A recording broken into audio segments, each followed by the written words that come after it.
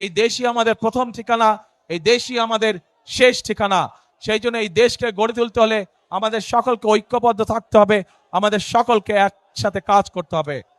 12 তারিখের নির্বাচনে প্রিয় ভাই বোনেরা, বিগত 15 বছর যেমন আপনাদের ভোটের অধিকার কেড়ে নেওয়া হচ্ছিল জোর করে, এখন যখন আবার গণতন্ত্রের ভিত্তি, গণতন্ত্রের চলার পথ শুরু হয়েছে, তখন একটি মহল কিন্তু ষড়যন্ত্র শুরু করেছে।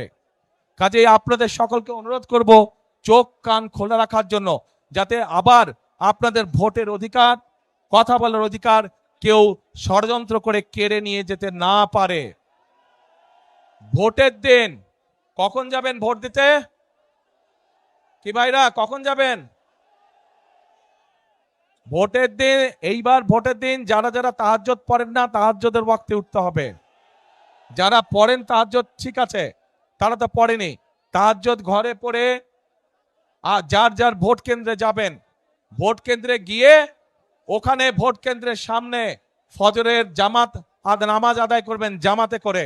তারপর 7টা থেকে ভোটের লাইনে দাঁড়িয়ে যাবেন, একদম হিসাব নিকাশ বুঝে তারপরে ঘরে ফিরবেন। শুধু ভোট দিয়ে ঘরে ফিরবেন না, হিসাব বুঝে নিয়ে ঘরে ফিরবেন। আজকে এই দেশের জনগণের সঠিক সিদ্ধান্তের উপরে নির্ভর করছে আগামী দিনের বাংলাদেশের ভবিষ্যৎ।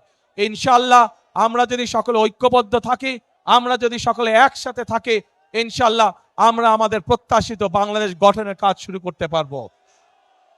আল্লাহ হাফেজ। বাংলাদেশ জিন্দাবাদ, বাংলাদেশ জাতীয়তাবাদী জিন্দাবাদ। আসসালামু আলাইকুম।